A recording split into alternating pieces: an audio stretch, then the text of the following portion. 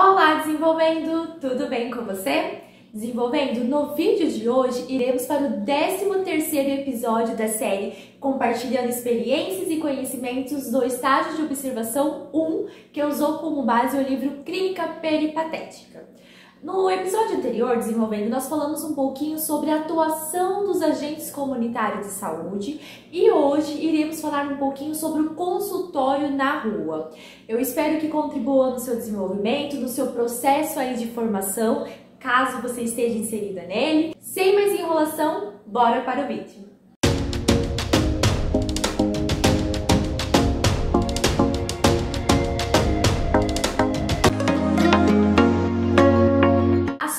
Do nosso estágio, ela usou como referência para construir, para discorrer sobre esse tema, um vídeo e um artigo.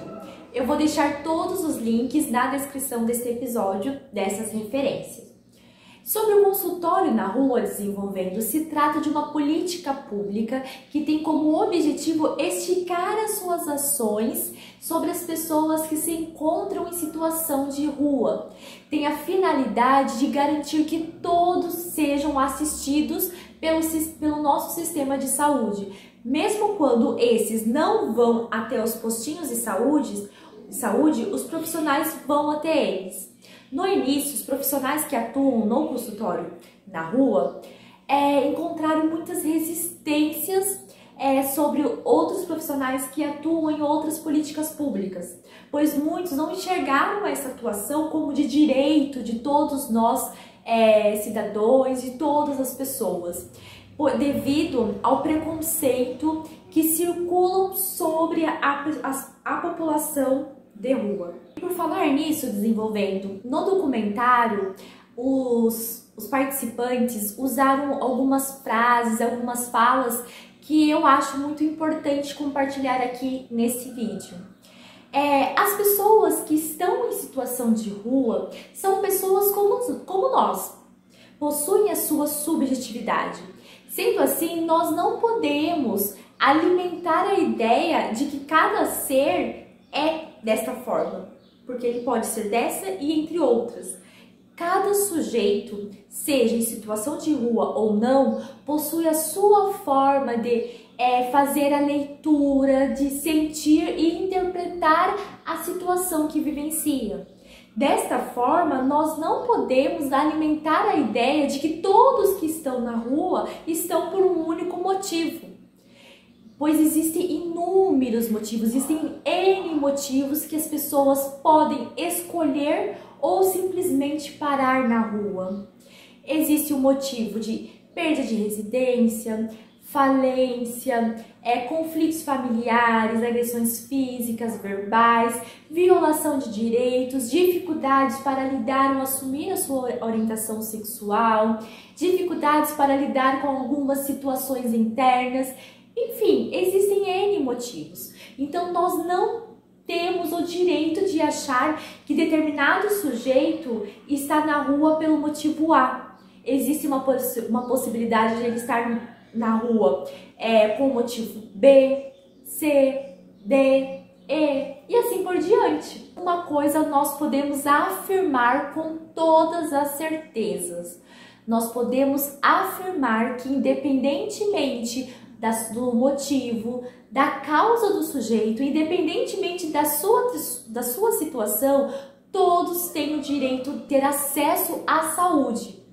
E muitas pessoas não conseguem visualizar, então por isso que a gente precisa usar desse espaço para reforçar que o consultório na rua, com as suas ações, todos ganham, a cidade ganha. Por exemplo, uma população com mais saúde, uma população com menos transmissões de doenças, menos mortes, menos acidente, enfim, todos ganham. Sem contar que o nosso sistema de saúde se qualifique cada vez mais, pois as demandas das ruas muitas vezes são intensas, diversas, e isso incentiva o nosso sistema de saúde a ter que se reinventar o tempo todo, de dialogar com outras equipes, outros serviços, outras políticas. Enfim, todos nós ganhamos com essa atuação, com esse serviço. Profissionais que atuam no consultório, com o consultório na rua, é rodeada por situações que que incentivam e faz com que eles tenham que questionar o tempo todo as suas práticas, rodear de situações em que suas práticas têm que viver um processo constante de mudança, adaptação, pois eles estão cuidando de uma população que é estigmatizada pela sociedade, que muitas vezes é excluída. Na maioria das vezes é excluída. Então, por serem uma população que é alvo de agressão física, verbal, preconceito, muitos acabam se encontrando em situação, em posicionamento de defesa. Dificuldades, quer dizer, para acreditar que alguém quer lhe ajudar, que alguém quer cuidar, né? Então, os profissionais muitas vezes têm que fazer um trabalho de formiguinha, primeiro construir a relação de confiança, o respeito, construir um vínculo, mas para depois que ter toda essa relação sólida, iniciar o convencimento da importância de cuidar da saúde. As dificuldades de desenvolvendo não param por aí.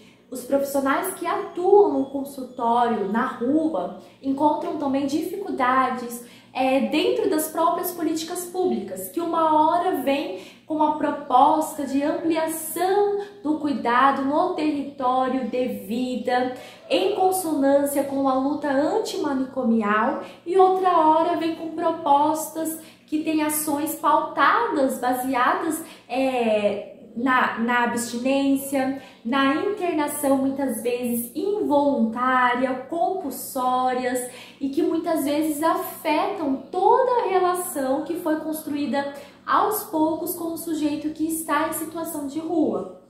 O documentário o artigo que nós estamos usando como referência, ele aponta que as políticas de governo que pautam suas ações pela abstinência e internação dos usuários classificados como dependentes químicos estão em uma linha de sinergia com o proibicionismo e com a guerra às drogas. Enfatiza-se que as guerras às drogas, além de matar e criminalizar população historicamente já vulnerabilizadas pelo racismo estrutural, enfraquece políticas de cuidados no território, dificulta o acesso dessas populações ao SUS e, desse modo, prejudica a atuação desses indivíduos como cidadãos no exercício do pleno de direitos constituídos.